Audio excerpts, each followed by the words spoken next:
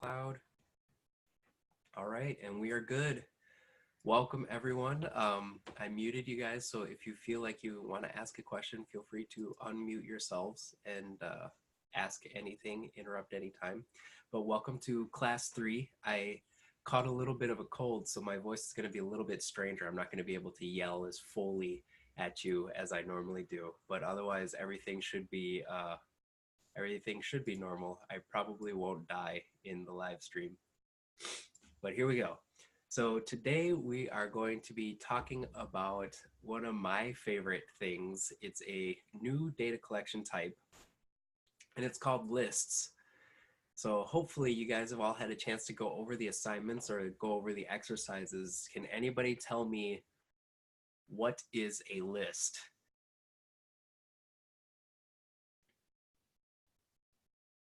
Anyone at all? Don't be shy. I'm kind of sick, so the less I have to talk and the more you guys talk, it's like saving me. Is that like an array collection of different data? Yes, it's like an array. I'm not sure what language you mean when you say array, because sometimes arrays can be indexed or non-indexed. But a list in Python is something similar to an array. What it is a data collection type, very similar to a string. Now, if you guys remember, if we build a string here, our string is going to be equal to Nirmal and Julio. This looks like a normal English sentence to me, and it should also to the rest of you, depending on how good you are at English. But what it actually is a collection of different characters. Now, a string is a data collection type that only stores individual characters, and it stores them with an index. So if you guys remember, we can go ahead and we can access each character by its index. And that includes white space. White space is a valid Python character. It's a very important Python character, as a matter of fact. Now, a list is a data collection type, much like a string, except a list can store a lot more than just characters. So let's go ahead and we will build a list literally right now. So I'm going to name it our list. I'm going to build the equal sign right there. And how do we build a list? Does anybody remember? What do we need instead of these quotation marks to build a list? Square brackets. Square brackets. Absolutely, square brackets. You guys are right. So let's build a list right here. I'm going to have Jordan at rmotr.com. I'm going to have Julio at yahoo.com. I'm going to have Nirmal at, what is Nirmal? Mail.ru right there. Nirmal is our hacker in the group. Is that a Russian domain? That's right. So this is how we build a list literally. We set our name over here. Our variable name is going to be our list or our underscore list. And then inside the square brackets, we go ahead and we put all of our items. So all of our items are going to be divided by commas inside a list. And it just so happens to be that we have 3 different strings stored inside our list right now. Okay? Now there's another way that we can build a list, and that's programmatically. So let's go ahead and let's see who is next. Aya is next. We're going to add Aya to our list. Does anybody know the function for, or the list method for adding to a list? Append. That's right. So we're going to do our list dot append, and then because it's a function call or it's a method, we need to use parentheses here instead of square brackets. And we're just going to go ahead and we're going to add Aya at gmail.co.jp. So now, if we print our list, we're going to see we have Jordan, Julio, Nirmal, and Aya all there together. We have Jordan, Julio, Nirmal, and Aya. One thing that's pretty important, so just like strings, if we go ahead and we print our string, we print that right here, we're going to notice that Nirmal and Julio is all the characters are always going to show up in the same exact order. Just like lists, or lists are just like strings in that regard. Lists are ordered. That means every item inside our list has an index. So this is going to be index 0, this is going to be index 1, this is going to be index 2. And then when we append Aya to the end, she is going to be our index position 3 there. Does that make sense to everybody? So when we print these lists, they're always going to print to the console in index order. Now that's very important because we have some other data collections coming up later this week that are not ordered. So it's a huge difference. This can be very, very powerful, and this is generally very common that we use indices when we use lists, okay? So one other thing, if we want to, let's see, one other thing, if we just really quick, I want to show you guys, if we use the type function on our list, if we just print the type of our list, and I will comment this out, it's going to show up here, class list. So just like strings, lists are a separate data collection. They have their own class. What that means, though, is that lists and strings have different methods. So if we print the type of our string here,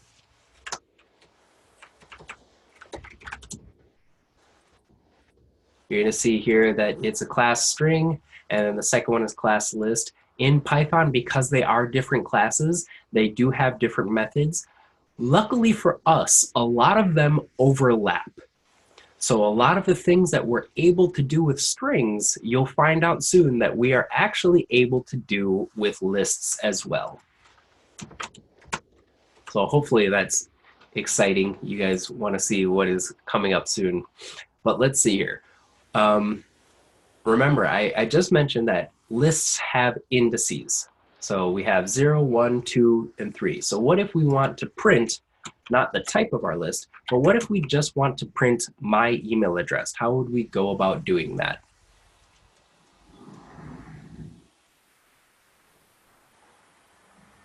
Our lists, print our list.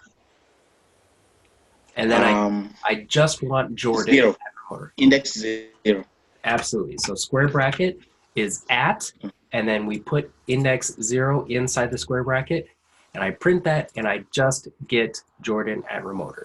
Now remember, what I said, strings are a data collection that store characters. So if we print 0 at our string, or our string at 0, we're just going to print this n here. If we print our list at 0, we're going to just get Jordan at rmotr.com. Does that make sense? So when we print this, we're printing just that string. Does that make sense? All right. So what if we want to get the last element? So I want to get Aya. -1. Absolutely. If we tuck a -1 in here, we can press run on that, and we'll see that we get Aya. Another thing to note is that if we do, we can do length of our list -1. That will print, print our list at.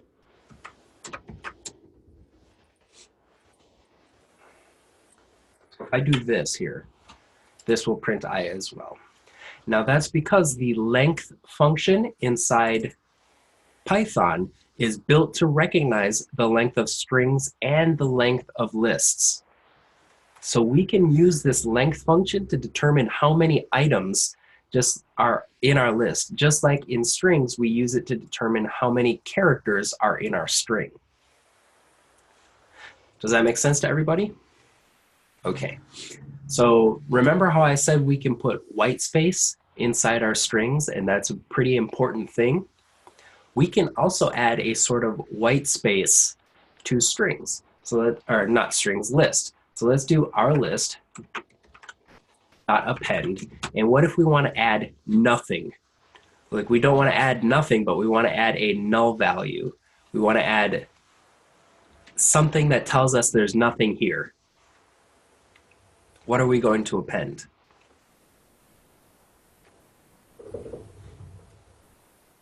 Parentheses. Parentheses? Like this? I'm sorry. What am I Quotation. thinking? Quotation marks. There you go. Sorry. So we can do an empty string here, and if we print our string or our list here, we'll have an empty string here at the end. So you'll see right there we have an empty string, so we can store other empty data collections inside our list. But what I was talking about here is let's do our list dot append, and here we can append none. So if we run this now, we'll see we have a none value at the very end of our list, and that's kind of like having white space inside your string. When you have this none here, that's a very special character inside Python that tells you there's nothing here, as opposed to just having nothing there. All right, so moving on, what if we want to do, what if we want to get Jordan and Julio's emails?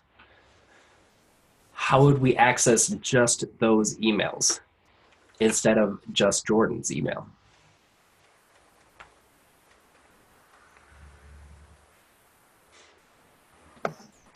Our list,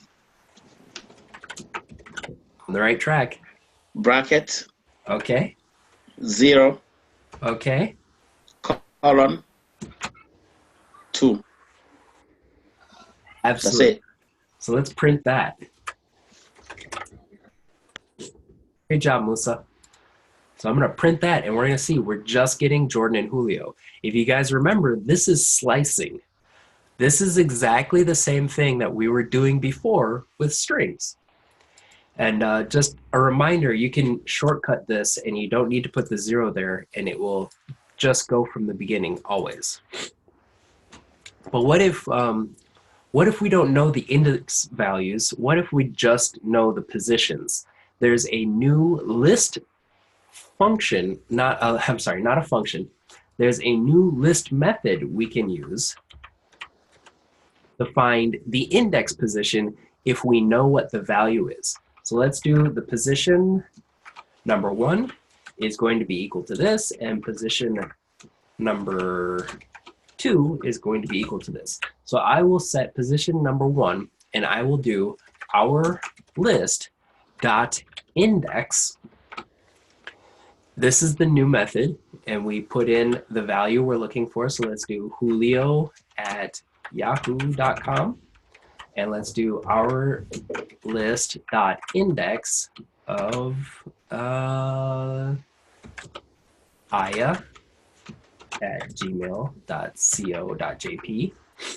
Now, if we print, we're going to print our list, and we're going to slice from position 1 to position 2. So from position 1 to position 2. And when we print this, we're going to see that we get Julio and Nirmal, just like that. So just remember that we can use dot index to find the index value of whatever it is we're looking for. So let's go ahead and let's add in another Julio right here. So let's do Julio at yahoo.com. I'll separate them by a comma. Space there. So now when I do this, who knows or who thinks they know what's going to happen now? Because position 1 is going to be our list dot index at Julio at yahoo.com. Does anybody have any guesses?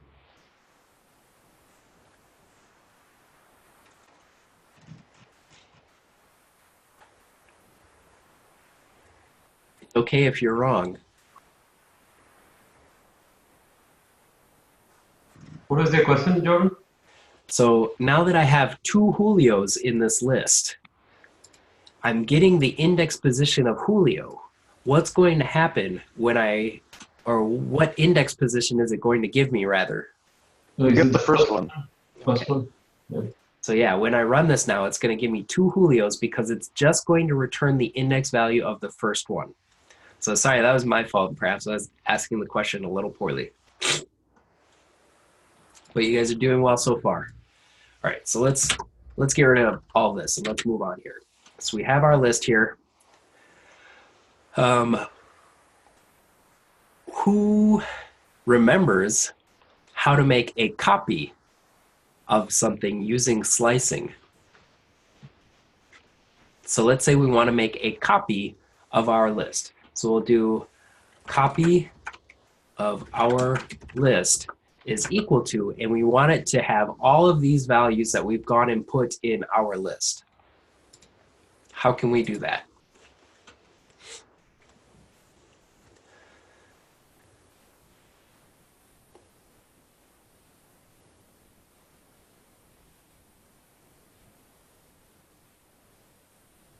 You assign our equal to our list. We could do that. That's one way. But what this does is this changes our pointer. So what we can do is we can make a copy by using slicing. If we put in our square brackets here, and we want to slice from the very beginning of our list to the very end of our list. Remember, if we do from the beginning, we can put in a 0, but we can actually just drop that. And if we want to go to the end, we can put in the last value, which I believe is going to be 5 now. But because it's at the end, we can also drop that because Python is really big on shortcuts. So if you just put this in here right now, this is going to give you a copy of our list. So let's print a copy of our list. But let's separate them first. So let's do something like copy list dot append, and we will append this is just a copy.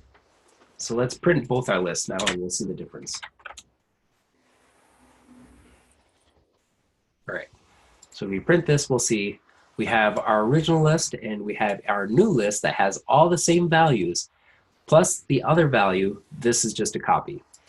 There are a lot of ways to make copies of things, but it's important to remember this one because this is making a copy using slicing.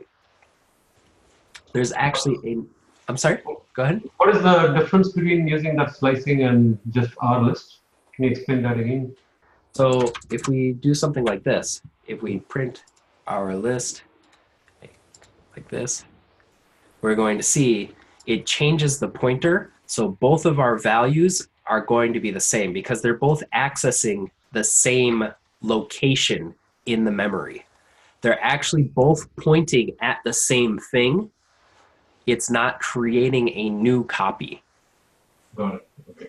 Does that make sense? Yep. Okay. So yeah, this is basically you're just changing the name of your list. You're not actually making a new copy of it. But it's important in Python to make a new copy of stuff so that you can change the stuff without altering whatever you had in the beginning. So yeah, if we do our list at this value or at and slice the entire thing, we're going to have a difference there. There is another way to make a copy, and we can just do our list dot copy. So if we print this, I believe this actually works as well. Yeah, this will create a copy using both of them. This is a list method though, so dot copy. So who remembers how to reverse a data collection? We had the slicing, colon, Right. colon, -1. So we have our list, colon, colon, -1. Yep. All right, so let's print that. Okay, sure enough, we have our second list is none, empty string, aya, and it goes backwards. Really good answer there, Namal. I'm glad that you remembered because this is usually one that people get tripped up on. This colon colon -1 is good for creating a reversal. There is another function built into Python for reversing data collections. Does anybody know what it is? Is it reversed? It is reverse. It's a little weird though. So let's do this. We're going to do copy of our list is equal to reversed, and then we put our list here in the function call. And when we run this, I'm just going to append or comment those out. When we run this, we're going to see list reverse iterator object at this address. So this is a memory address. This tells me where it's stored in the computer. This unfortunately doesn't tell me any of the values inside our list, but it is interesting because we can do something like, so let's do something like this. For value in copy our list, print, yeah, that's what I wanted, value. So let's comment this out, and let's run that. So now we'll see we can print each of those values when we do a for loop, but when we print the actual list itself, we get an iterator object. There will be more on that in the coming weeks when you guys get to the advanced Python stuff, but it's one of the things that I think is really, really interesting. Basically, iterators are objects in Python that are created for using in for loops. Just so you guys know, you don't need to know that right now, but it's super interesting to know. So you can use that later if you ever run into one of those iterator objects.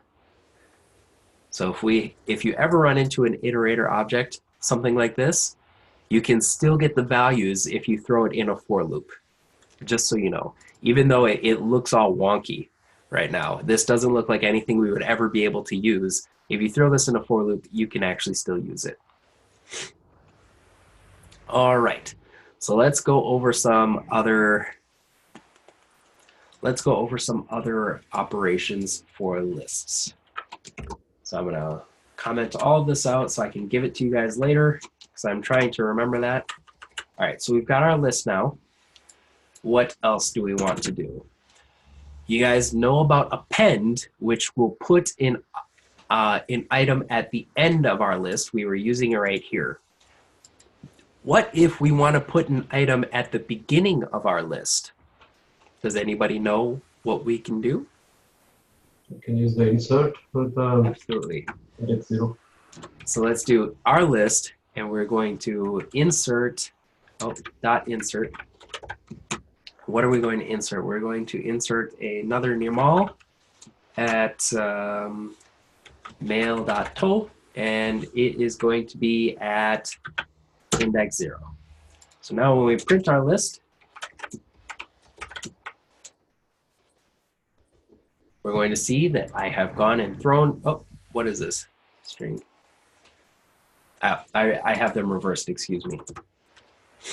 So we need to put in the index first to separate them by a comma and then put in the item. There we go. So we have a normal at the beginning. Now that we've inserted at the beginning, and we have a normal over here in index 0, 1, 2, 3, 4. What if I want to insert him after the beginning and just put him in index 1? Going to put him at index 1, and everything else is going to be pushed to the right one index place. Does that make sense to everybody? So whatever number or whatever value you put in here for the index, it's going to create the value at that index, and everything else is going to be pushed behind it.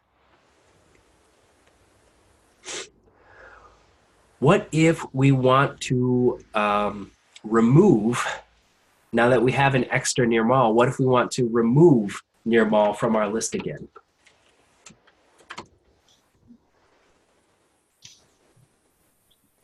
Remove method. Remove. There is a remove method, so yes, we're going to do dot remove, and we're going to just remove, what do we want to type in here? Ooh. The value.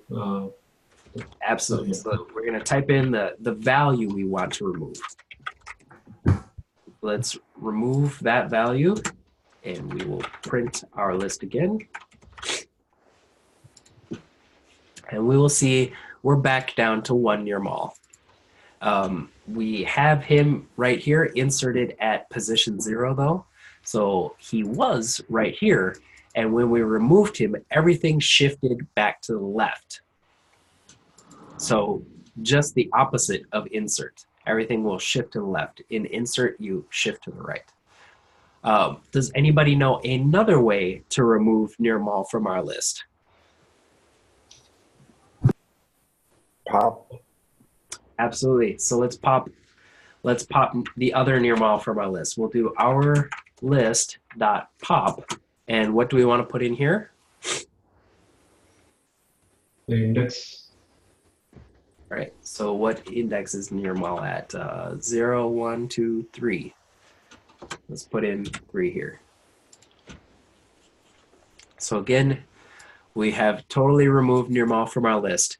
It's important to remember that pop uses an index and remove uses the value. You need to type in the value that you want to remove. You need to type in the index position of what you want to pop. Another important thing about pop is that we can save that element. So let's do near mall is equal to our list.pop. We can print our list and we can print near mall and see that we've removed him.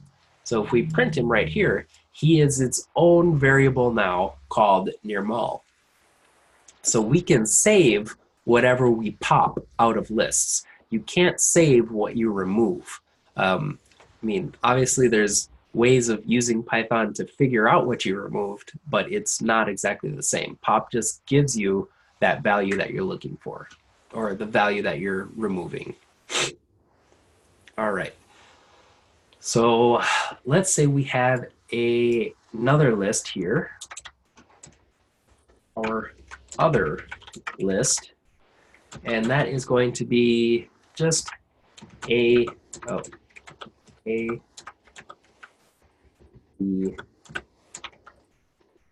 and C. All right. There's a thing we can do called concatenation. We can actually add our lists together. It's not very sexy, but it can be fun. So we can just do our list, or let's do our new list is equal to our list plus our other list. And let's print the new list.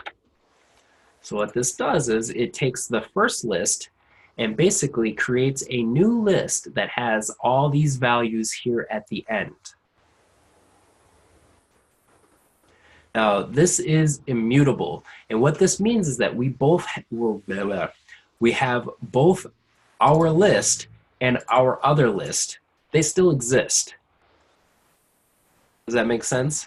We can go and we can print our list, and we won't have any issues. So we've got our list here, and then we've got our new list here, and they have different values. We can still access both of them independently. So that's immutable. There is a mutable way, and what mutable means is that it does change the original values. So instead of doing plus right here, we can do something like our list dot extend our other list. Now when we print our list, we're going to have different values inside our list.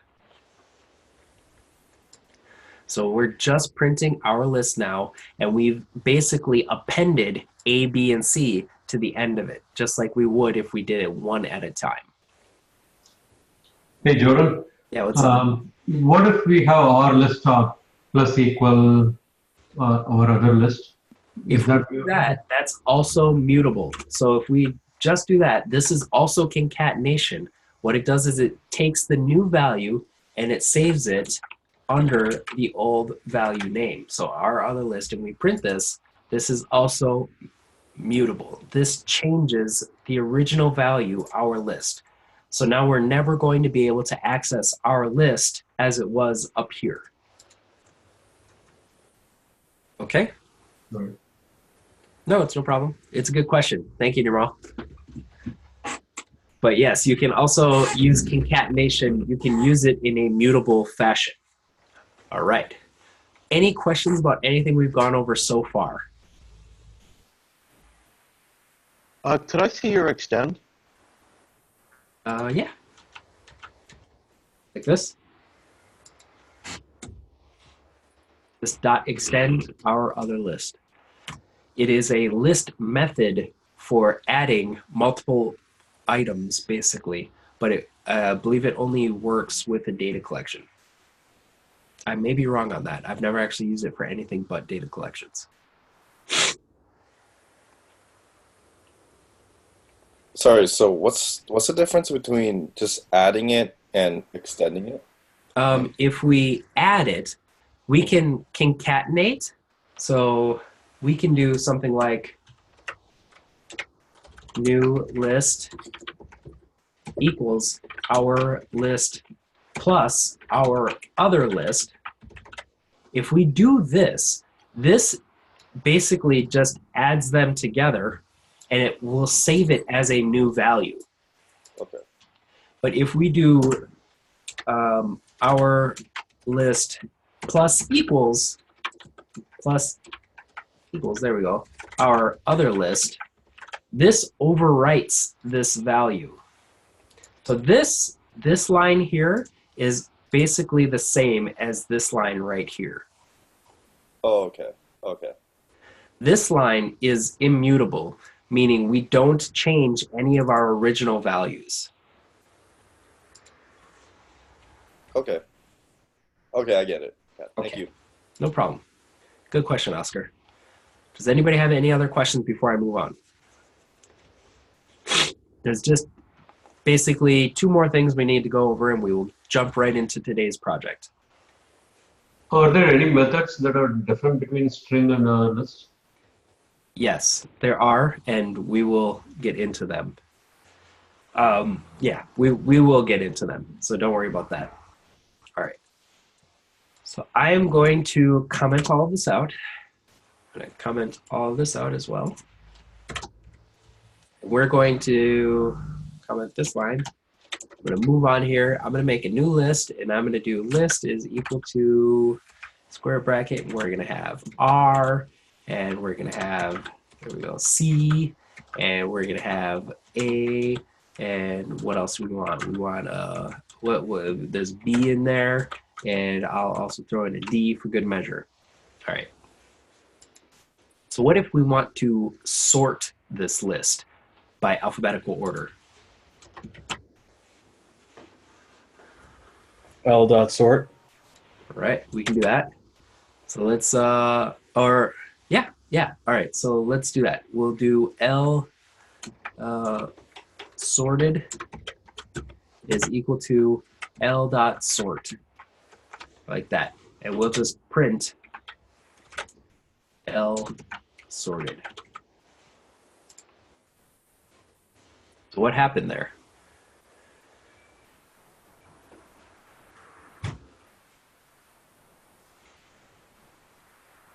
All right, so that's a trick question. Sort is a different method. It doesn't return anything. It just sorts them and it doesn't return anything, so it's not incredibly useful to us, at least for sorting a list. What we want to do is something like L sorted equals sorted L. And if we print this, we'll see we have all of our values are sorted. Insofar as .sort, I don't really know what use it is. So perhaps you guys can figure that out and let me know if you come across something like, why would it be this way? Why would it not return anything? I have no idea. But if you find out, please let me know. All right, so there's one last thing to go over, and that is tuples. Does anybody have any idea what a tuple is today?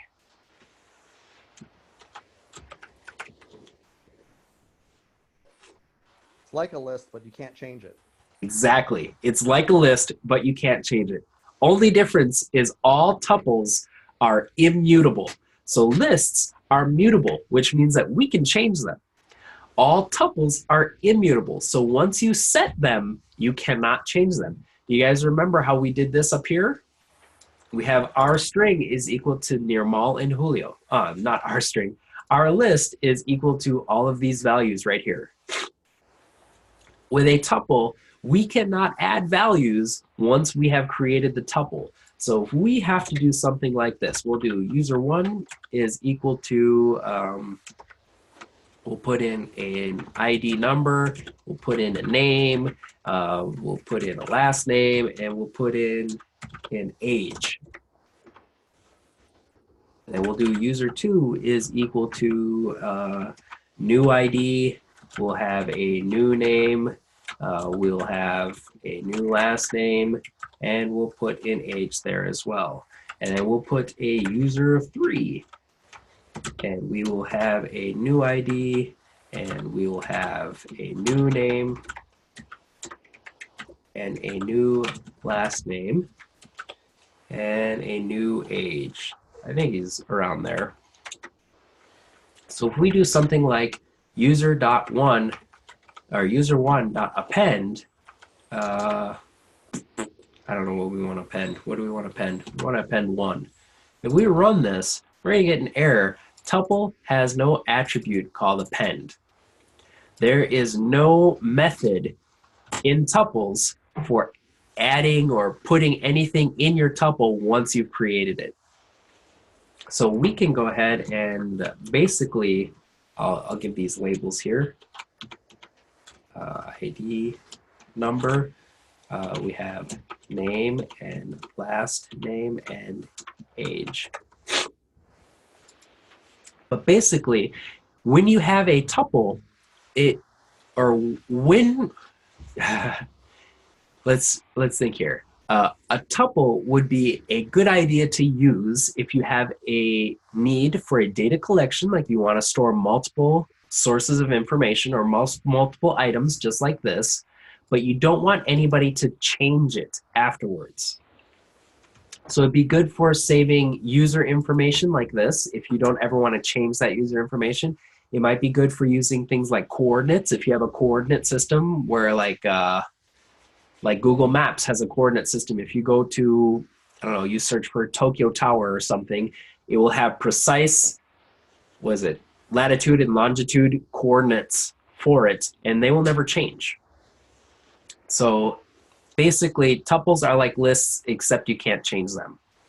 And on just a random, this is an interesting thing, we can take a list. We can do, a list is 1, 2, and 3. If we print the type of this, we'll see, not list, type of L. We're going to see that it is a list. If we print the type of user1, we'll see, again, it's a tuple, which means it has its own separate methods. But there is a way where we can change our list into a tuple. So I believe we just do tuple of L. L equals tuple of L. So now when we print the type of L, it will become a tuple, which means now we can't change these things.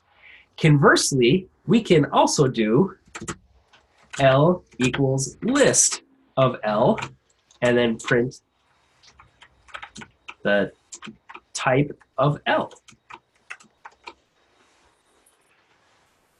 So we have L is a tuple up here, and then a few lines later, L is a list again, which means we can change it. So there, perhaps tuples are not totally useless, You can change them to a list. You can add stuff to them as a list, and then you can change them back to a tuple if you need to, just so you guys know in the future. Does that make sense?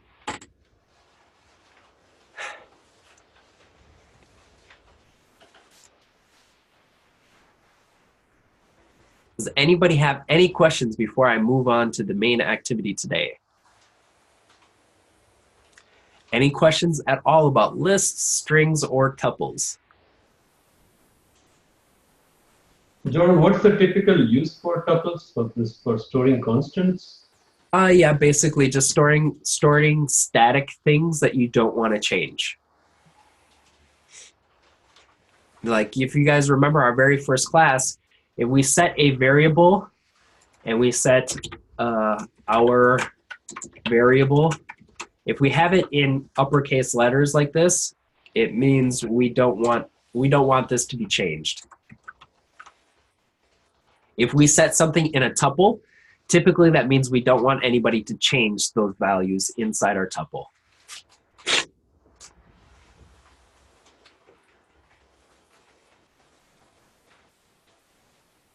Any other questions? But you can add and append and insert to the tuple, right? No, you cannot. Cannot? Unless you change it to a list.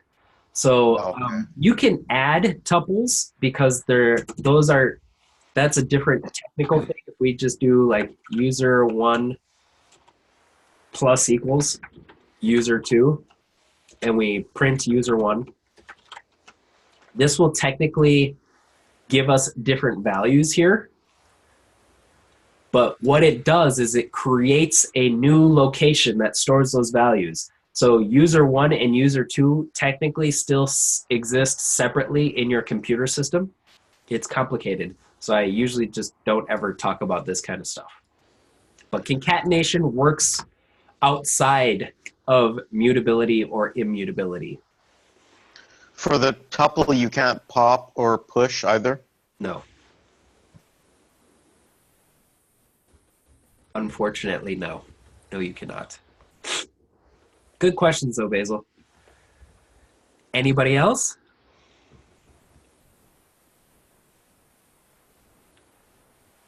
All right, I'm going to move on to the main activity today, and I'm just going to drag this over from my other monitor that you guys can't see, and it says main activity. So I don't know if you guys have heard the news, but the last season of Game of Thrones starts in spring of 2019. So we're going to tell you guys the real story today.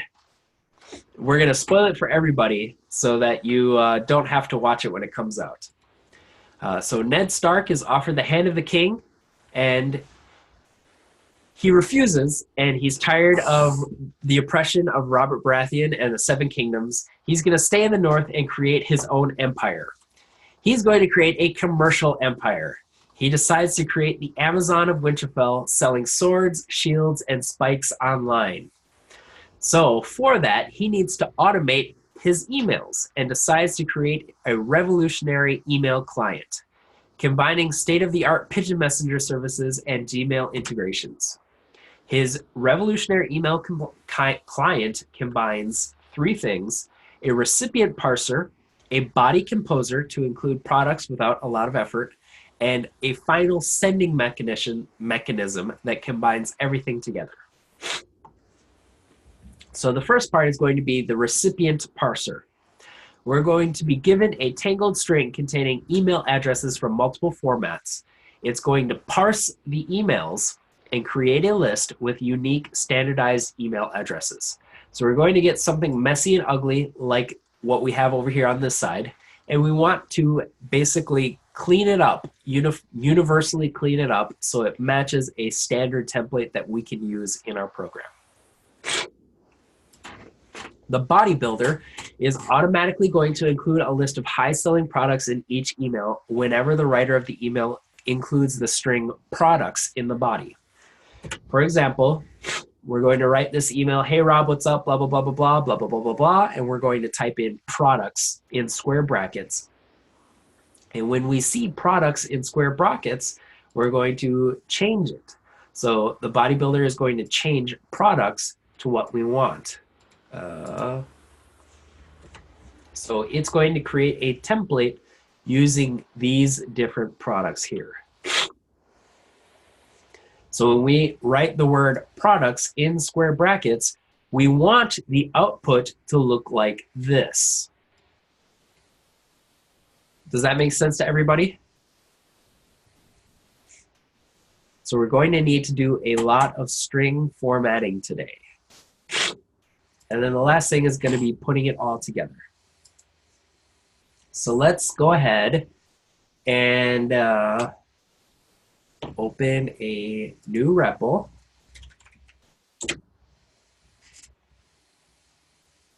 It will load. There we go.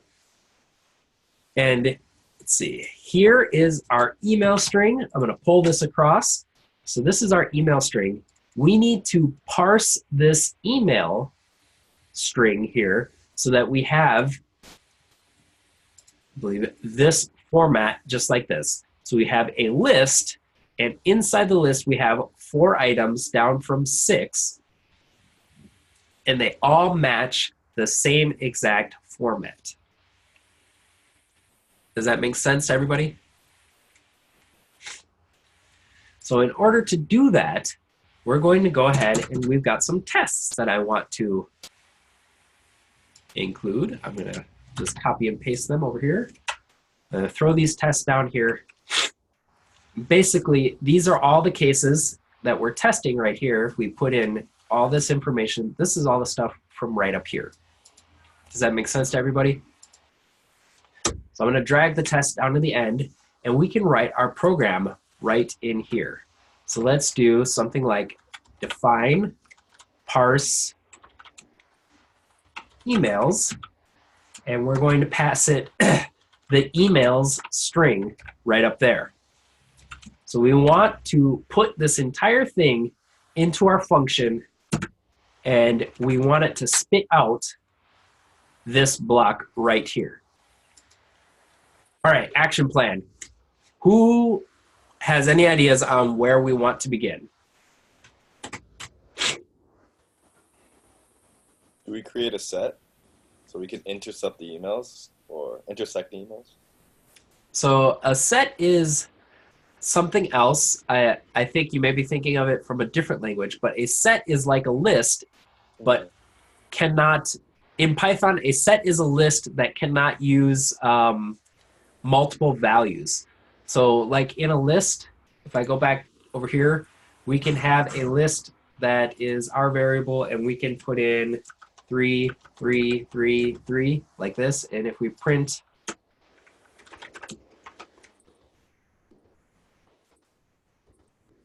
this, we'll notice that we have a bunch of 3s in here.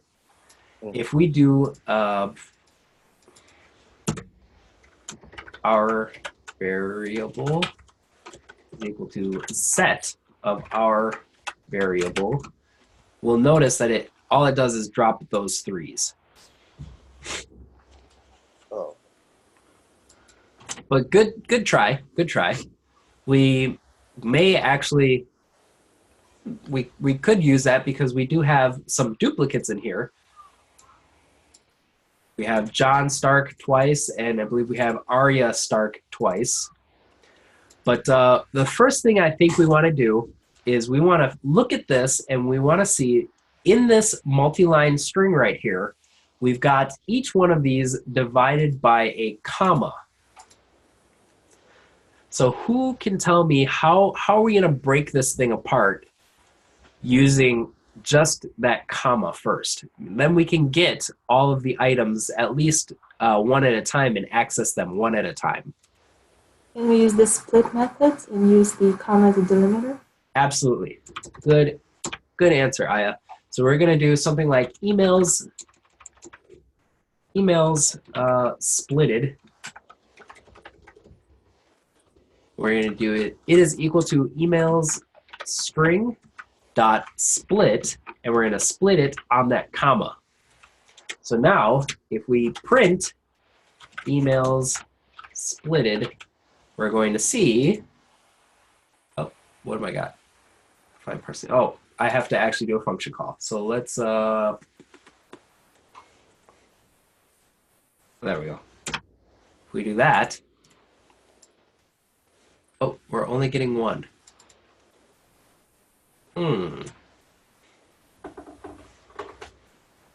Email string got split. What am I doing wrong here? I think it's, oh, we're just passing one. So let's do a function call for all of them. Let's do parse email for emails string. I'll run that. So now we've got this. We've got all these different lists right here. Or we've got one list right here. I'll comment this out for the time being. If we run this, there we go. We've got one list now, and we split it on the comma, so we've got each and every single one of these individual as a new string inside our list. Does that make sense? So now that each one is a different item, we can do stuff to all of them to get them down to that same format that we want. Does that make sense to everybody so far?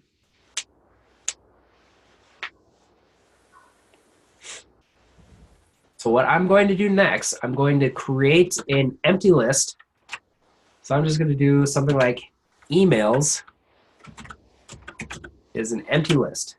So we're going to not mess up, but we're going to clean up all of these. We're going to throw them into this list, and then at the end here, I'll return emails. So this is at least, this is getting me started at least. So good answer, Aya, on splitting them on the comma. What is the next thing we want to do?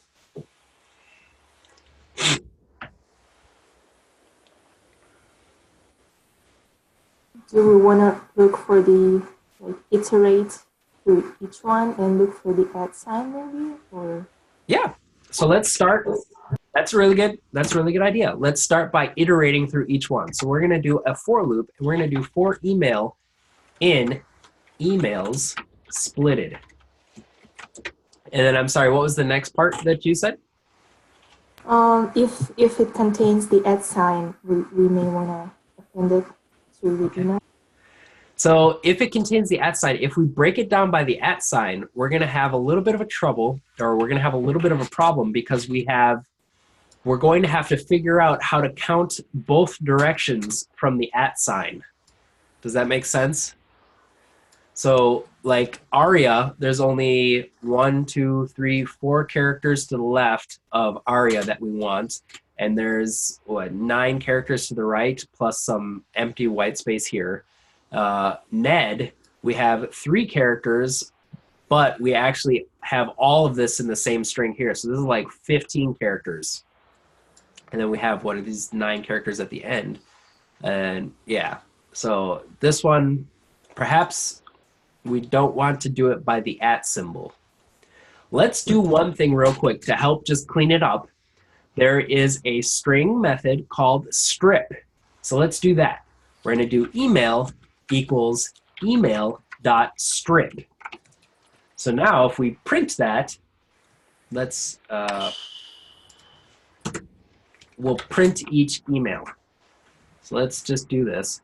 So now we're getting rid of all that extra white space. We're getting rid of the new line characters, everything at the end here. This is our output right here. So that we can see here, we've got that new line character. We don't have that anymore with John. We had this extra white space here at the end for Aria. We don't have that anymore for Aria. So now that we've got the emails stripped, what else can we do to just focus on the email part?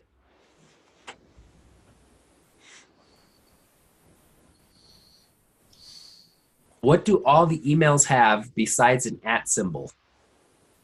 Or rather, let's look at what we have here. So we have Jon Snow, and then we have Jon Snow's email. We have just Arya Stark's email. We have Eddard Stark's name, and then we have Eddard Stark's email. We have Sansa Stark's email, Jon Stark's email again. We have Arya by a different name, and then we have Arya's email. So let's try and separate the names and just drop the names so we can just get these emails. So let's look at just the ones that have names and emails next. What do all of these have that we could use to just get the email? The @ sign? Besides the @ symbol. Because if we do the @ symbol again, we don't know how many characters forward we need to count before we can delete characters. We don't know how many characters afterwards we want to save. Each one of these is a little bit different. .com? .com is a good guess. But again, if we go from .com, we have to tell it to save so many characters in front of .com. Can we do another split with the lesser than and the greater than characters? So you're on the right track here, Mo. We don't need split. We can actually do a splice.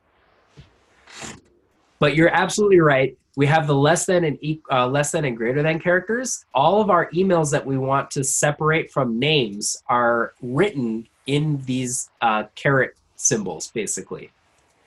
So let's do something else. I'm going to go up here and I'm going to write a little helper function.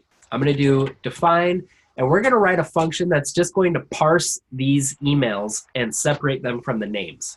So I'm going to do parse email, and we're going to pass an email in here. So I'm going to do something like if there is a less than symbol in the email, now what do we want to do? We want to splice it, right? Who can help me splice this? I just want whatever's between these characters, or between these characters right here.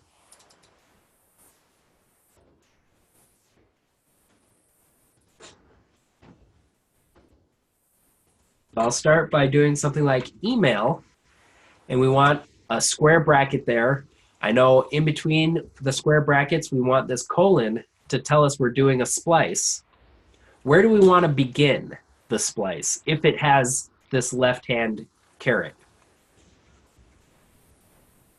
1? Not quite, because if we start at 1 on Jon Snow, that's going to start with this O character here. We're passing this entire email. Index of less than. Yes, you're absolutely right. So we're going to do email.index, and then we need to pass that left caret. Well, the problem is, if we do this, it's going to start with that caret. So it's going to include the caret. So let's do a +1 in there. So we'll get the character after the caret. Where do we want to stop this? Oh, the index of the greater one. Then. Absolutely. So email.index, and we're going to do that character right there. And then at the end here, we're just going to return the email once we've just gotten. Oh, so let's actually save that as email. Email equals. So let's instead of doing any of that, let's cut out the middleman right there, and we'll just put the return right there. Okay, so now that we have this function, this is just going to get us the characters between the caret brackets if I can click on the right place. So any email that we pass, if it has caret brackets in it, the greater than or less than, we're going to just be splicing out the email between the less than and the greater than. Does that make sense to everybody? So now, if we run our program again, we're going to see where we are right now in our for loop. We have this entire email has the name, the carets, and the email. Some of them have nothing in there, so we don't need to worry about those. But these names here, so if I do something like this, email equals parse email at email, and then I print the email. Let's have a look at this now. Uh-oh, what am I doing? Maximum recursion depth. Oh no. You've got the same name for both functions. Oh, okay, that would help. Actually, that doesn't matter terribly because they're separated. Where am I even doing any recursion here?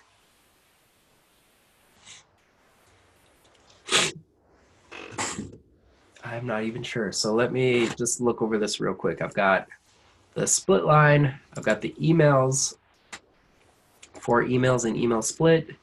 We'll do email equals email strip, email dot strip. Okay. Email equals parse emails at email.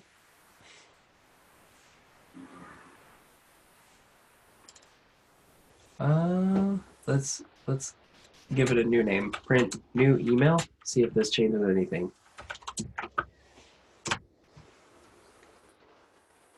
No. So it's got to be something in here. Let's just try this. If blah blah blah email equals blah blah blah, and then I'll do a return email here. See if this changes anything.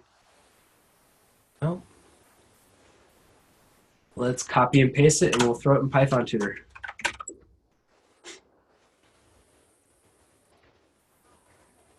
You guys are getting to see some live debugging real quick. So I'm going to visualize this, and I'm going to see where it loops infinitely. Nope. Huh. Email string. Do I have an email string that's more than this? No. Am I adding to anything? No. Huh.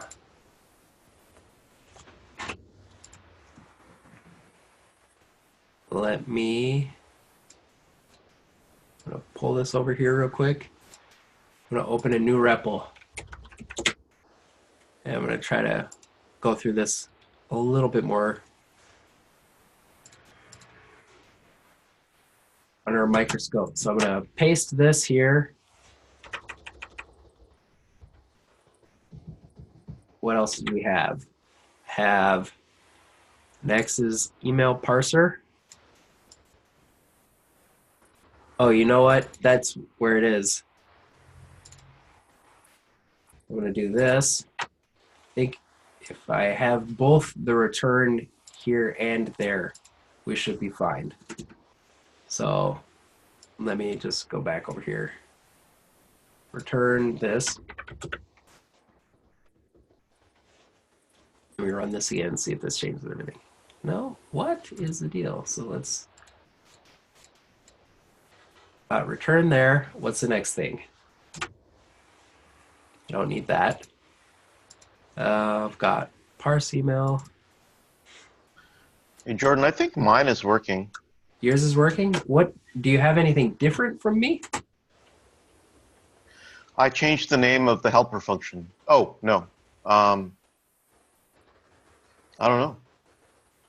You want to see? Yeah, go ahead. Give me 1 second. Let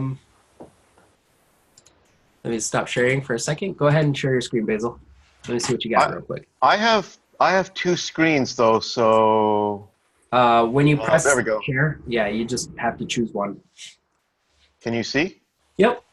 So when you print, so go ahead and do the function call, and you have print email. So can you run it for me? And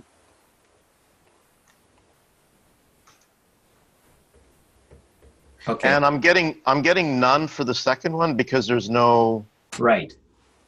So yeah, that's why in line 10, you should do just return email, but unindented. So else return email.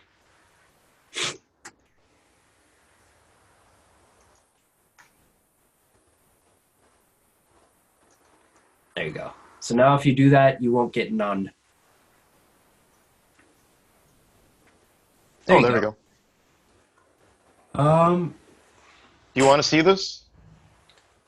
You changed parse email helper. Let me, I'm going to share my screen again. I'm going to go back and I'll do, what did you call it? We'll I've just do- called it parse email helper. All right, I'll call it parse email helper. And we'll do parse email helper.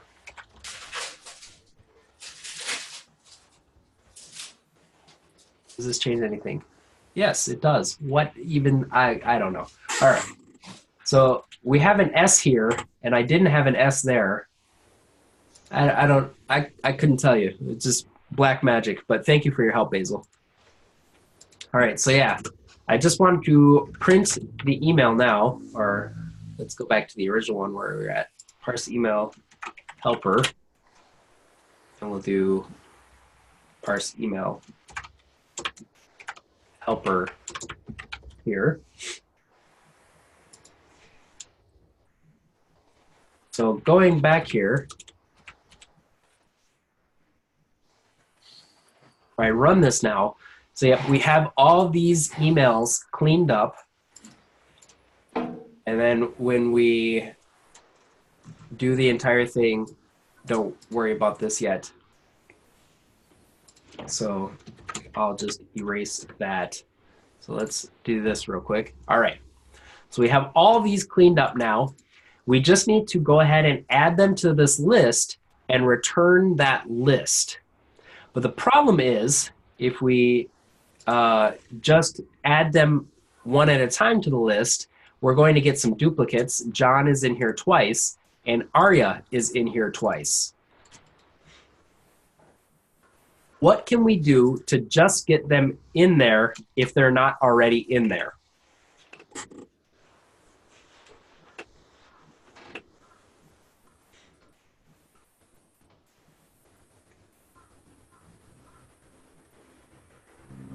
Any guesses?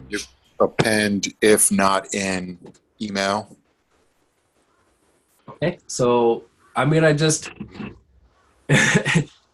reverse that real quick. I'm gonna do if email not in emails, then we can go ahead and just do emails.append, and I will append the email there. And then at the end here, I will print, what do I want to print? I want to print emails. So we'll see here now, we've just got one list. It's got those 4 items in there. It looks exactly like this list right here. So let's run our tests. So these tests, I'm gonna copy over a different test. I'm gonna do expected emails. Got expected emails right there. I'm going to assert that when we use our function and we pass the email string, we're going to get expected emails. And I'm going to remove the print statement because we no longer need it. So I'm going to do that, and I'm going to get rid of this. So now when we run it, oh no, parse emails is not defined. There we go. That's what the problem was, is I didn't have an S here. Ah. All right, so we run that. We get nothing. I can print here. It works. We run it again. Now we see it works. Okay? Does anybody have any questions on this before we move on to the next part?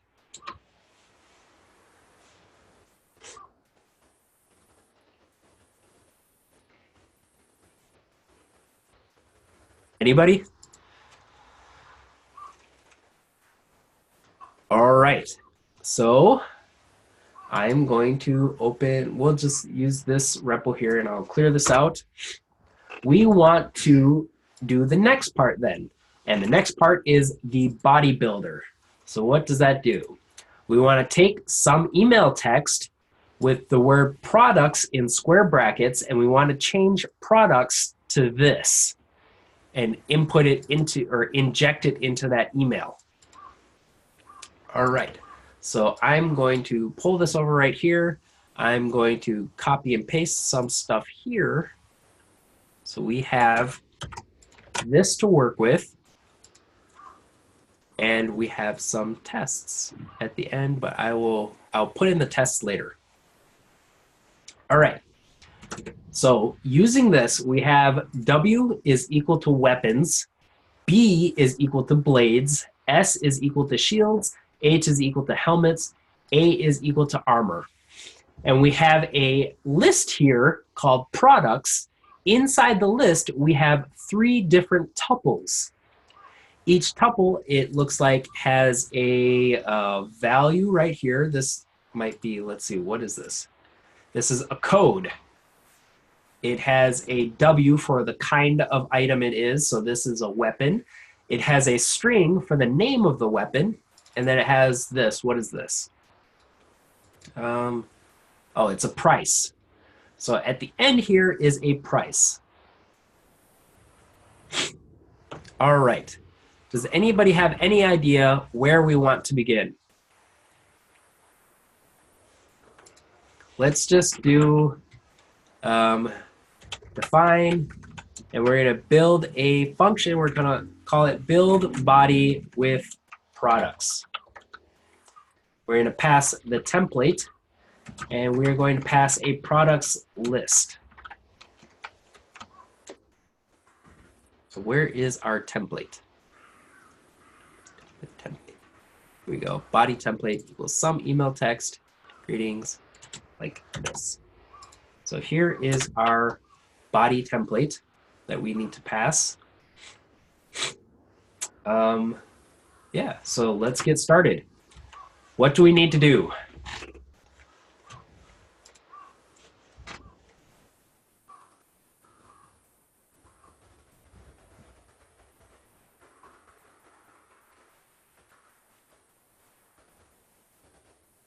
Any ideas? Anyone at all?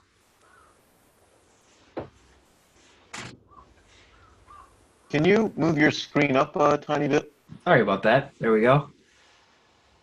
So I want to basically take some email text like we have right here in the body template, and I want to turn it into this. But we need to build this first. And once we build this, we can inject this into our email.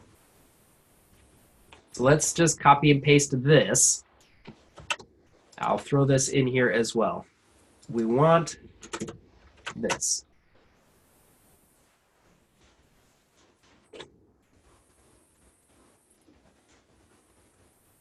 You use a dot format? I don't know. We are going to be using a lot of dot format, yes. So where do we want to start?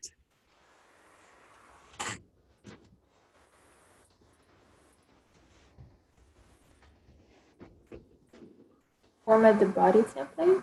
Okay. So we're going to take template.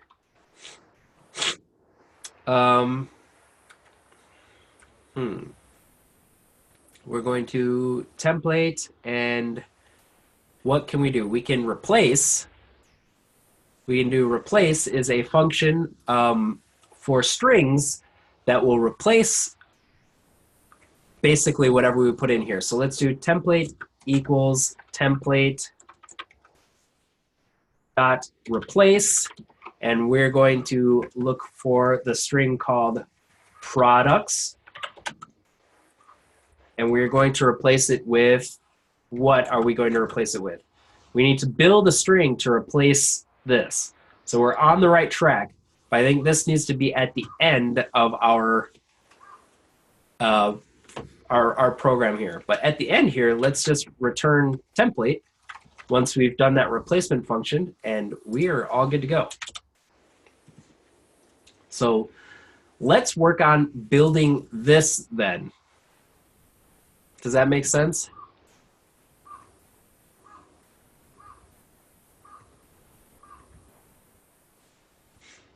Curly brackets.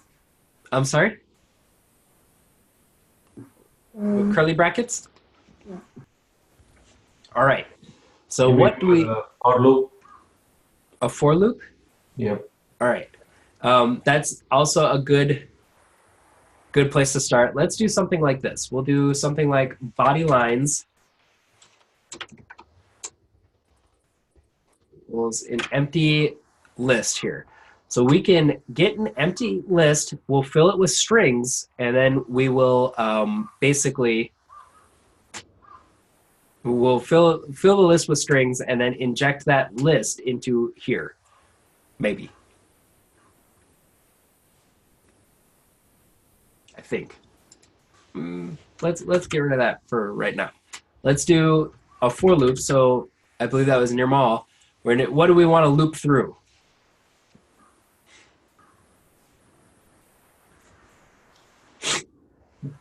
So through those items in the list, any index, element in products. Products list. Okay, let's loop through the products list for you want to call it, let's just call it product in products list. What are we going to do now?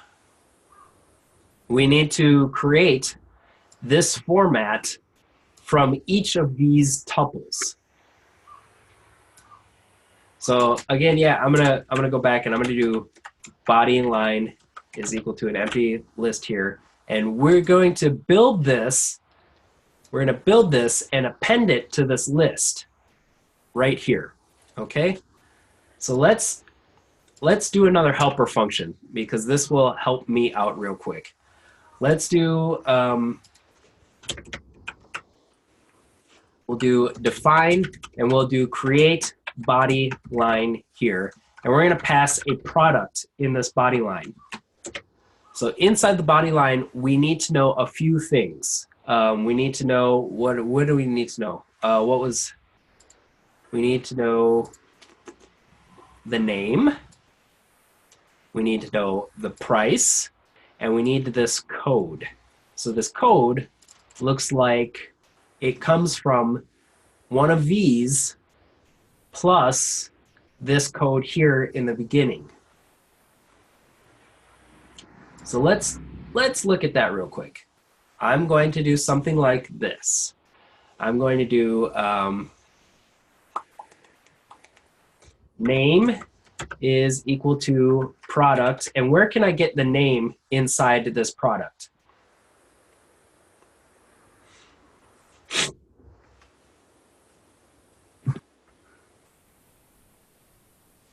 So remember, the name here is Arak of Khal Drogo. Products at 2. All right. There we go. So we're off to a start now. We've got price. What is the price going to be equal to?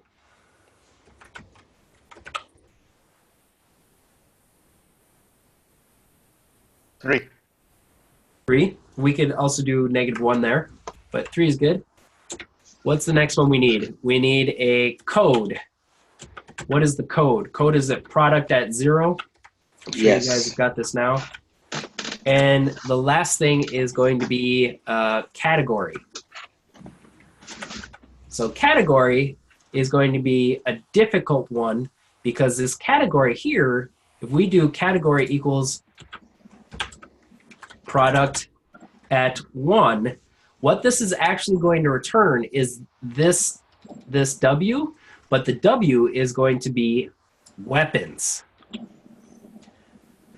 So to get, let's see, to get this to look like this, we just want the W and the 101. So right now we just need the W, but we're getting all of weapons. So how do we just get the W from weapons?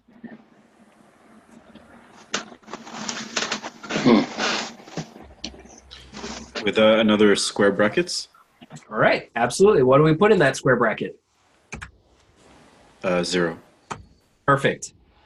So we can, now that we have all of these set here, we can go ahead and just build that string. So let's just do something like this. We're going to build a string.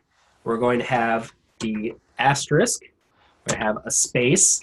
We're going to put in here name.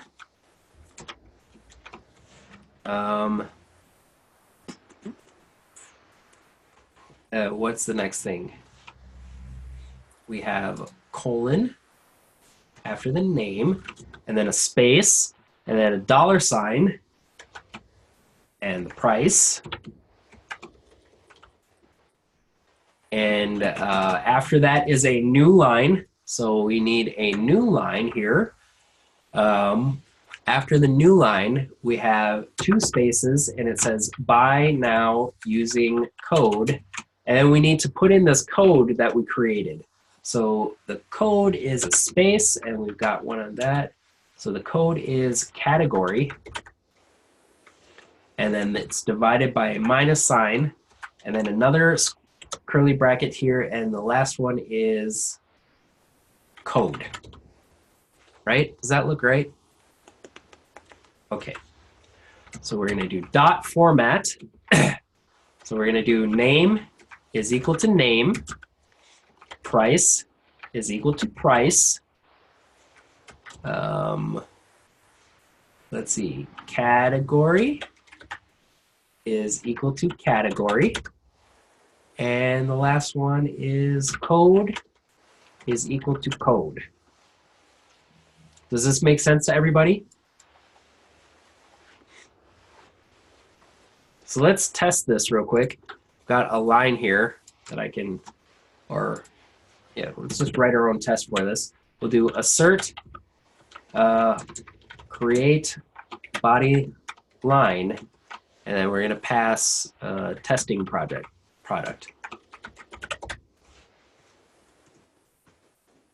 Where can we get a testing product? We'll do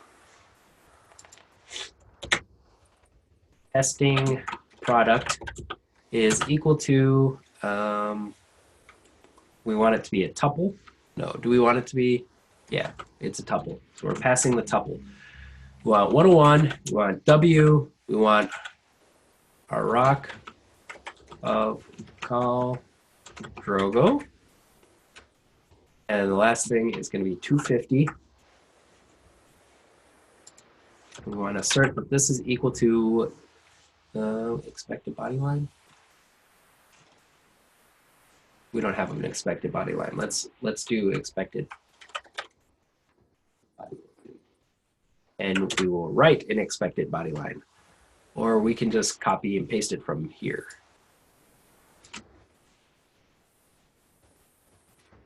All right. Oh.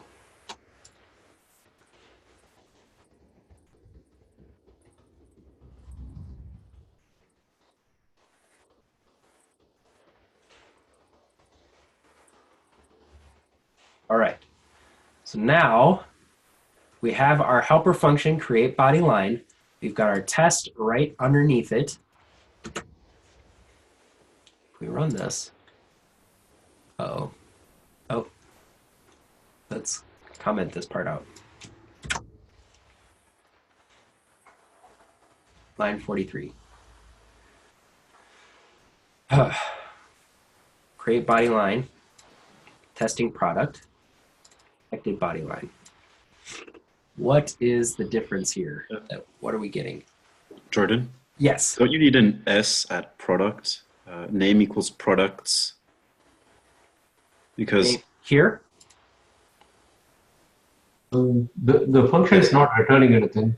Yeah, you're right. That's exactly what it is. We want to return this. So let's just return this. Okay, perfect. Thank you, Nirmal. You caught that for me. All right, lots of bugs today. Excuse me, I'm a little out of it. But our helper function now works, and we wrote a test here just to make sure that it does work every single time. So now that we have that, we can uncomment this, and we can go ahead and we can basically put in, well, we can't put it in yet. For product in products list, we need to pass it through this function. How can we do that?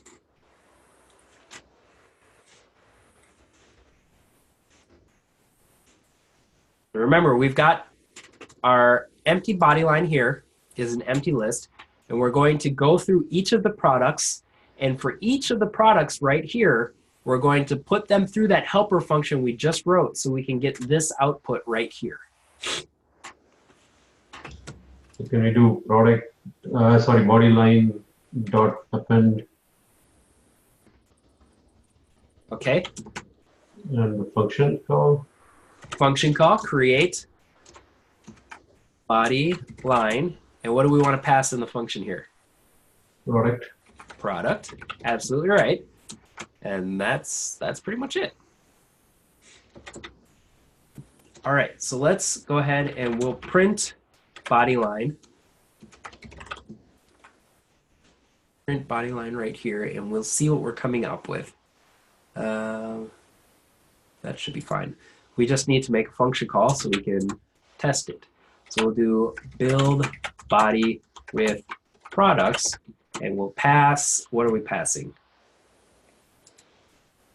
Passing the template, which is body template.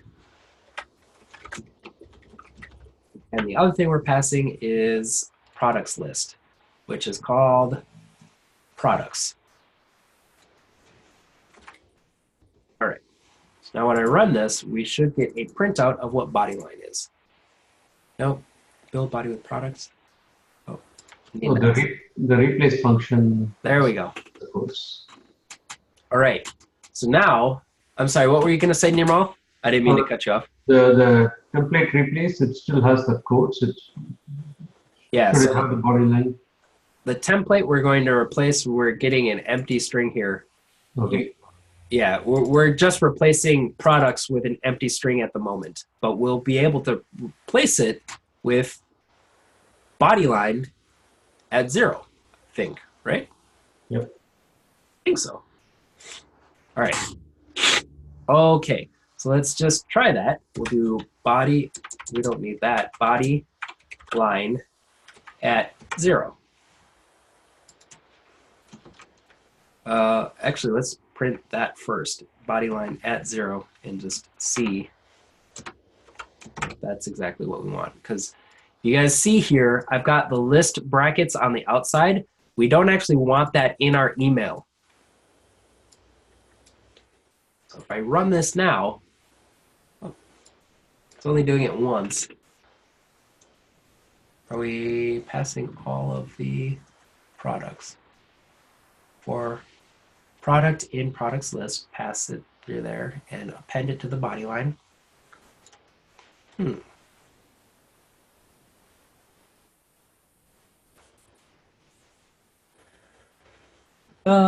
Let's see.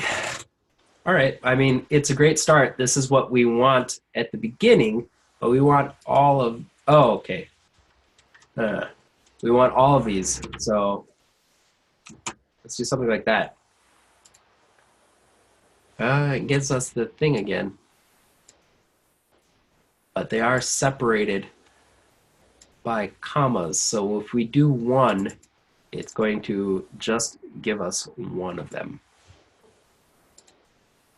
Oh, here we go. For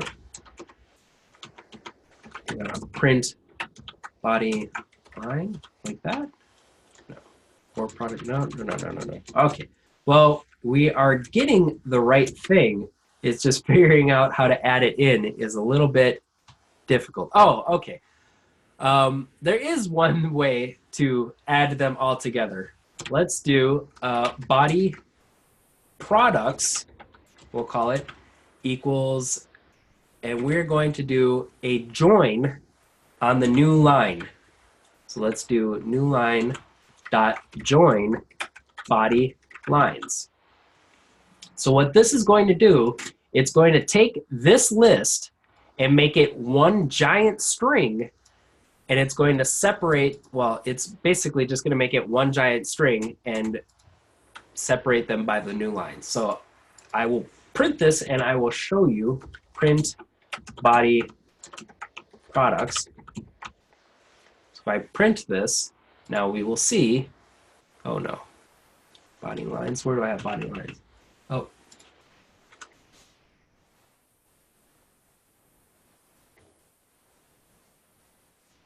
There, this should be better. Okay, so if I print this now, it all comes out as one string. This is exactly perfect, like it looks exactly right here. Okay, so dealing with line 56, I don't need to worry about that. Dealing with line 53. There we go, body lines. All right, So now when I run this, I'm not getting any errors because I'm spelling everything correctly. I've got one string that has everything in here perfectly formatted. Now we just need to replace it. So let's replace body lines with body products. We'll print the template, and I will get rid of this line here. Okay, so let's print this and we'll look. So we have some email text, blah, blah, blah, blah, blah, and then greetings. Perfect. That looks exactly like we want, or that looks exactly like our expected body. So let's write an assert statement for that. Let's do assert that, what do we want here? We are using build body with products, and when we pass the body template and we pass products, we want that to look like, what is it called? Expected body. And if it does, print it works. Okay, we've got an error in here somewhere. What is the error? Oh, we don't have a new line after this.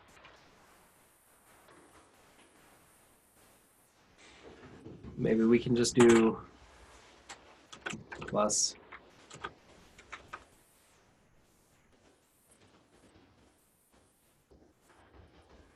New line. Run this now. There we go. Okay, close. We're still, let's see, new line. We need a new line after that.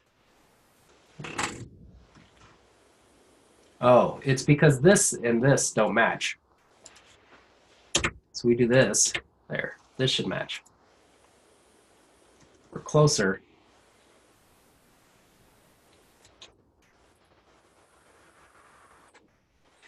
All right, let's see, expected body is this. Got this. Oh, no, you have two new lines. Yeah. Oh, you're right. So we don't need this new line. I have too many new lines. This might work. Oh my word. Okay, we're closer now. Some email text. We've got two new lines in the top. Let's get rid of that, like this.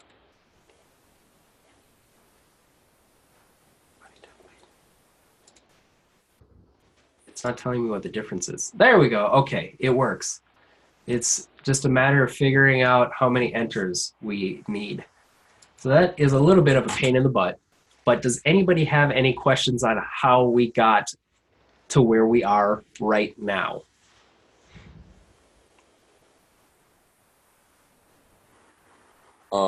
I do have a question. So, do you mind just like summarizing? Because I'm kind of lost. Like, do you mind just summarizing where you would? So you would start with making the format, or you would start with building the template first, right? Yeah. And so we have the template right here. Okay. I copied this over from the slides right here, basically. Okay. We have the body template. We just need to, the first thing we need to do is use replace to replace products with something. Right. So that's where we started here. We knew we needed to replace it with something, and we didn't know what it is that we need to replace it with. But we know, just from the slideshow, we want it to look exactly like this at the output. So we need to build this. So the first thing we did really is, aside from setting up that little framework of defining this function, is we built this first. We have our products, which is a bunch of tuples, and we go through all of them, and we build this using string formatting right here. Okay. So that's in our helper function. Once we have this built for every single product, all we need to do is inject it right here into products. Okay. So our original function, basically, all we do is we create an empty list. We go through all the products and create this format, but each one was a separate string. So we joined all the separate strings on the new line into one big string, and we put that big string into products right here. Okay. Does that make sense? Yeah, I think I just gotta go through all of it over again. Okay.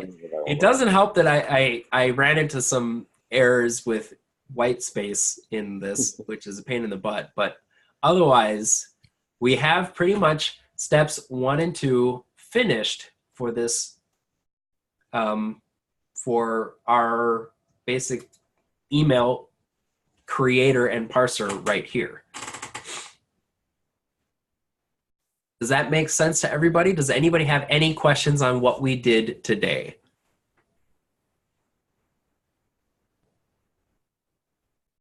Anything at all? Yeah, Jordan, I'm a little bit confused in your first helper function.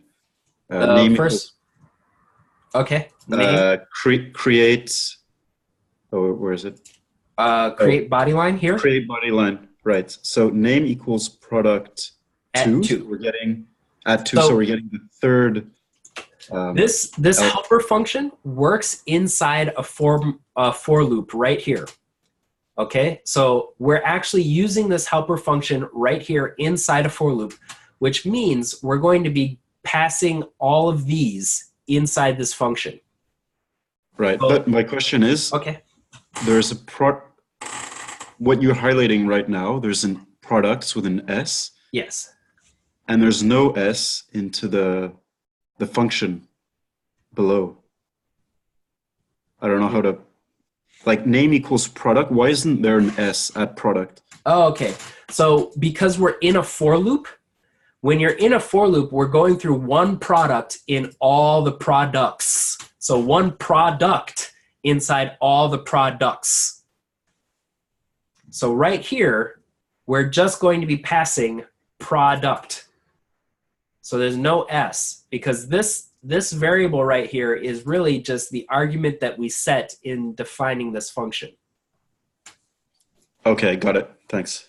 Okay, good question. Are there any other questions?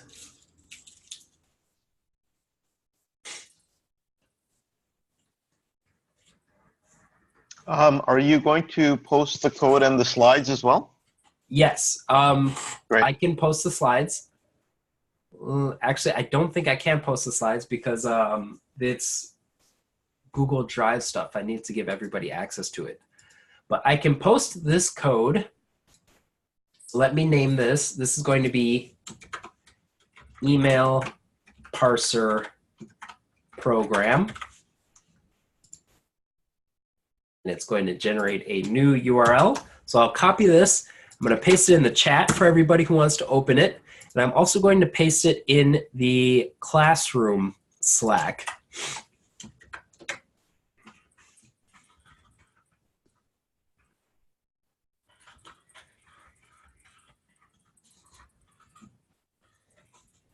So there is that. And then the other one here, what is this? This is email body line builder. I'll post this in the chat as well, and I'll post it in the Slack. All right, if there aren't any questions, what I want you guys to give a shot at is opening these REPLs, looking over all of this code, and figuring out step 3 on your own. Okay, so step 3 is just going to be putting it all together. Remember, we have an email parser, we have a body builder, and we just need something that puts them all together. is part 3. Does that make sense to everybody?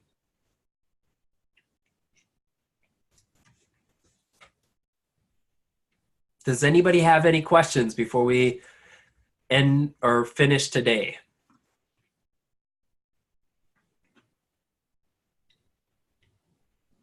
Yeah, so there's no way we can get the slides, or is there a way to do that? They may be in, let me check real quick. So, Just so we have a reference. let me have a look real quick. It may be in the student resources. Let me check. It's in the dashboard. Okay.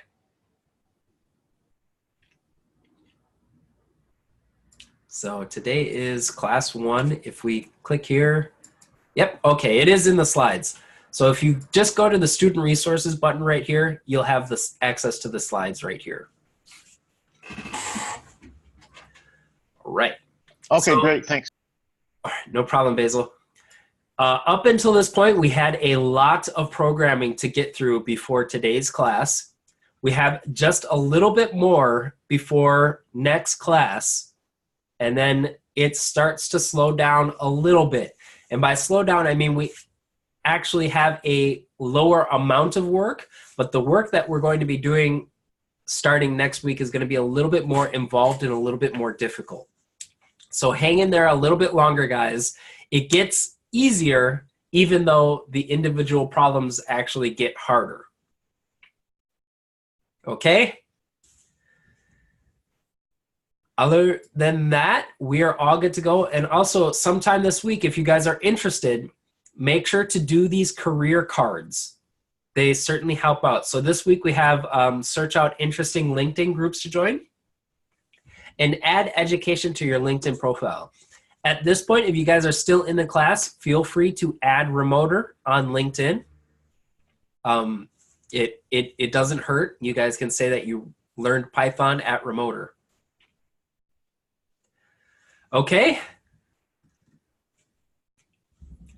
Everyone all good? Does anybody have any other questions? Is this an additional homework assignment, or are we just finishing up for the day? This isn't homework. This is just for you guys to do on your own. If you're looking for a job at the end of this program, doing this stuff as we go through it kind of it makes it so you don't have to do all of it at the end of the program because it can be a little overwhelming at that point. Got it. All right.